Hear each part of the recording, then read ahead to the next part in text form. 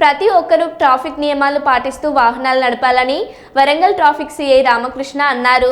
Road భద్రతా మాస ఉత్సవాలు ముగింపులో నెహ్రూ యువజన కేంద్రం ఆధ్వర్యంలో జీడబ్ల్యూఎంసీ ఆఫీస్ నుండి ఎంజీఎం సెంటర్ వరకు తాళ్ళ పద్మావతి ఫార్మసీ కళాశాల విద్యార్థులతో ర్యాలీ నిర్వహించి ఎంజీఎం సెంటర్లో మానవహారం నిర్వహించినారు. ఈ కార్యక్రమానికి ముఖ్య అతిథిగా వరంగల్ ట్రాఫిక్ సిఐ రామకృష్ణ విచ్చేసి ట్రాఫిక్ అవేర్నెస్ గురించి విద్యార్థులకు అవగాహన కల్పించారు. అందరూ ట్రాఫిక్ నియమాలు పాటించాలని, హెల్మెట్ ధరించాలని, వెహికల్ డాక్యుమెంట్స్ అన్ని కలిగి ఉండాలని, రాంగ్ రూట్లో వెళ్ళొద్దు, సెల్ ఫోన్ డ్రైవింగ్ చేయొద్దని, ట్రిపుల్ డ్రైవింగ్ వెళ్ళొద్దని, మైనర్కు బండి ఇవ్వద్దని విద్యార్థులకు వివరించారు.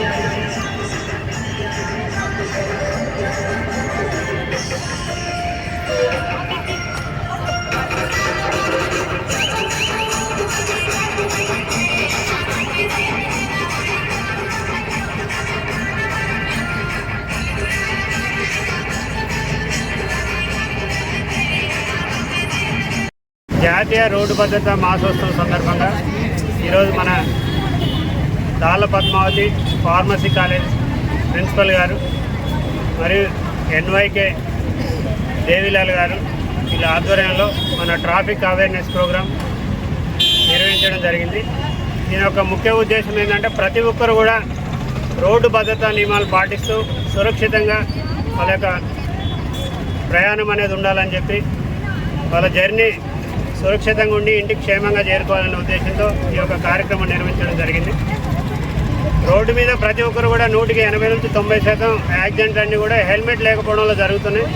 అంటే ప్రతి ఒక్కరు కూడా టూ వీలర్ నడిపే వాళ్ళు హెల్మెట్ ధరించాలి, లైసెన్స్ ఉంటేనే వాహనాలు నడపాలి, తాగి ఎట్టి పరిస్థితుల్లో కూడా వాహనం నడపకూడదు.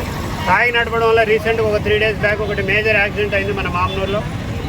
ఆ టిప్పర్ డ్రైవరు తాగి నడపడం వల్ల దాని మీద ఉన్న ఐరన్ మొత్తం ఒక 2 ఆటోల మీద పడి పల్టీ కొట్టి ఒక 7 ఒకటే ఫ్యామిలీకి సంబంధించిన వాళ్ళు చనిపోయారు.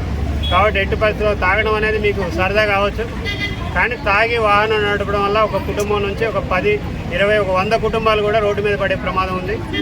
కాబట్టి ఎట్టి పరిస్థితుల్లో కూడా తాగి వాహనాలు నడపొద్దు, లైసెన్స్ తీసుకోండి, డ్రంక్ అండ్ డ్రైవ్ చేయొద్దు, హెల్మెట్ కంపల్సరీ పెట్టుకోవాలి, కారు నడిపే వాళ్ళు సీట్ బెల్ట్ పెట్టుకోవాలి.